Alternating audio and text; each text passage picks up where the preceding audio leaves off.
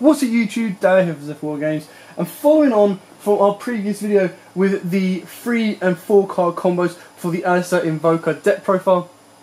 Again, thanks to Joel Harris from Tier 0 Gaming, check those guys out again. I've used a lot of inspiration from what he's kind of helped me do in his deck list to kind of put this one together for you guys to show you what it can do. Now this deck is actually really powerful and it can go different ways. You can go with a Mech Knight version if you really want to, and that of course gives you more consistent turn 2 plays. You can go with a hand trap version, which again, you rely more on the hand traps, which in the argument that it could brick a little bit more, it can also disrupt your opponent more than the Mech Knights can. So the Mech Knights of course need to use and abuse your opponent's spaces. As soon as your opponent knows you're playing Mech Knights, you're in a bit of trouble because they will specifically spread out their cards. So this build has got a mixture of both hand traps and the Mech Knights. So you've got the ability to go both first and second, but as well as use and abuse the 2 combos that I showed you in our previous video. So without further ado, I'm going to take you through the profile, show you what we've got, and explain why we've got it. So let's zoom out a little bit so I can show you the full deck. And we'll start off with the main deck monsters. Now, of course, we've got triple Alistair the Invoker. Not much more needs to be said about that. Triple Mech Knight Blue Sky and triple Mech Knight Purple Nightfall.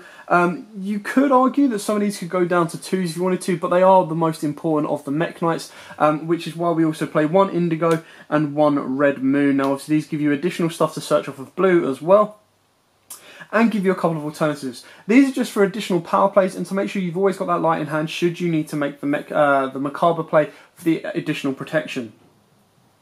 For our hand traps, now you play any 6. These are just examples. These are not the 6 I would 100% say to play, but you can play any 6 mixture of Ghost Ogre, Ash Blossom, Drawn Lockbird, and of course Effect Veiler. Now in this scenario, depending between Ghost Ogre and Effect Veiler depends what is more relevant in the meta right now.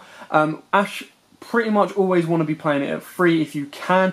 And then of course Droll is more dependent on, again, the meta and what you're coming up against. Droll is probably the most likely to get hit in the ban list if it was to get hit. So you've got to be very careful without investing too heavily in Drolls right now. Like I said, Ogres and it's between Ogres and Effect Veilers, whatever is more relevant. When it was the Pendulum matchups, Effect Veiler or Ogre were better than Ash. Right now, sometimes Effect Veiler is better than Ogre, sometimes Ogre is better than Effect Veiler. So it's really down to you on what type of ratios of hand traps you want to play, but 6 at the minimum.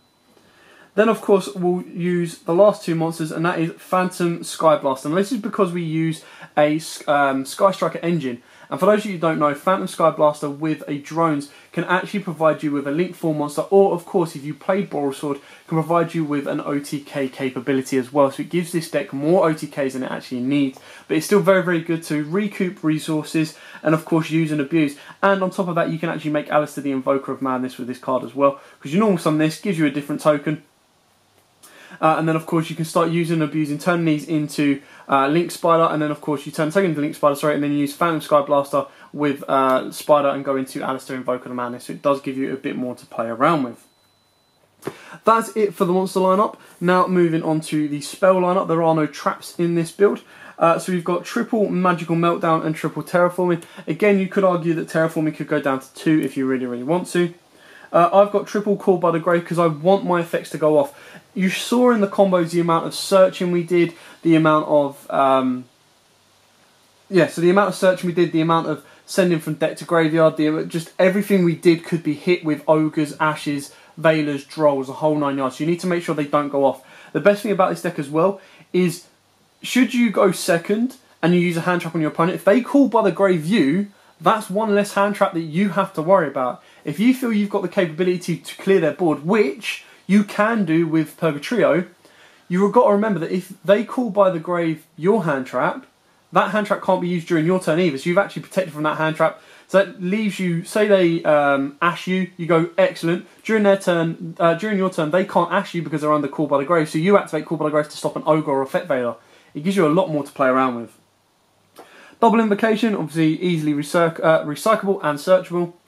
Double Mind Control. Now I don't have a third, or I couldn't find my third for this one, so you can play 3 if you really want to. It is very important because it can, as long as you can get past the fact that it targets taking your monsters, moving into any zones you need to, and then helping you link extend, or of course going into Alistair can be very important. So 2 to 3 of this guy hands down.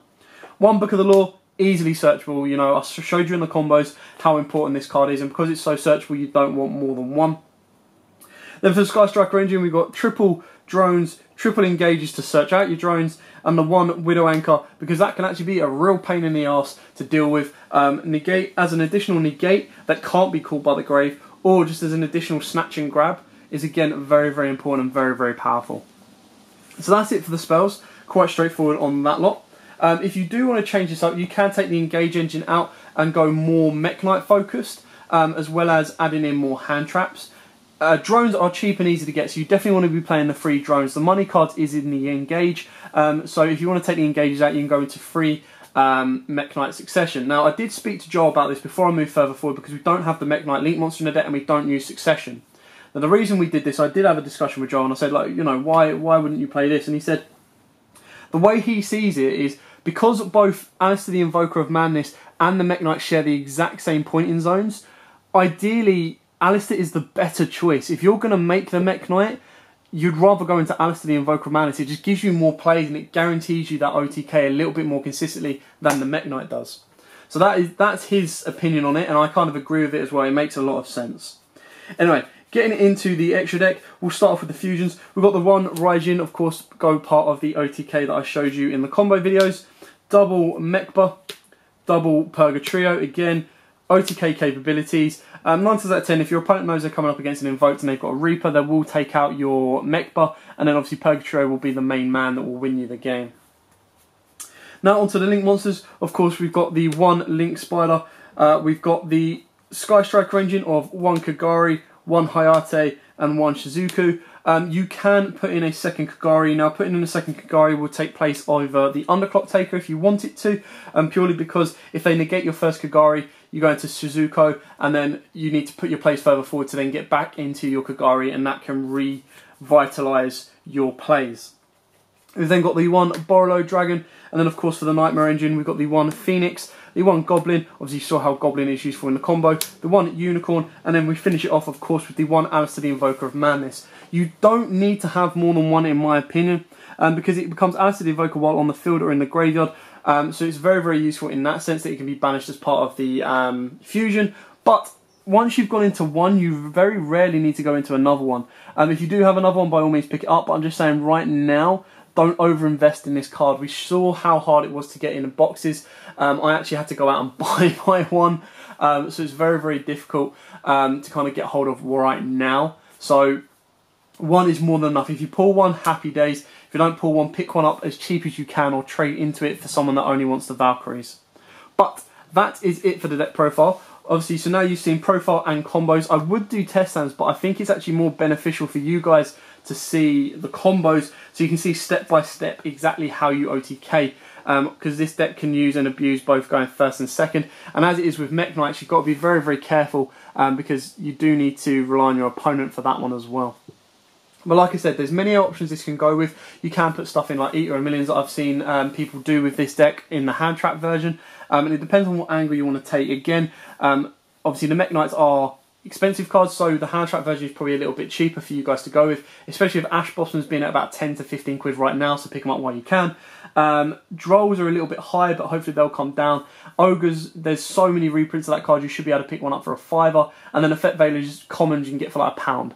So the hand trap version is probably a little bit cheaper for you guys, but like I said, and like you saw in the combos, the main ones that you need are Alistair the Invoker, Alistair the Invoker of Madness, and your Hornet Drones, and they're kind of like, even then, your Alistair Invoker of Madness is the most expensive card in those combos, especially with Mechba getting a reprint as well.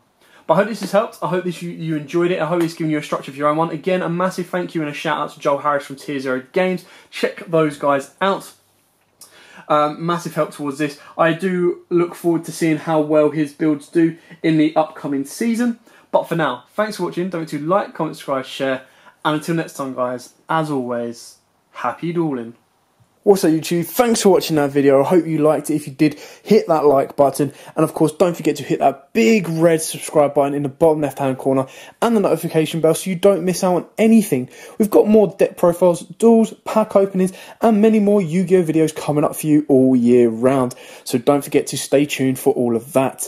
Thanks, and as always guys, happy dueling.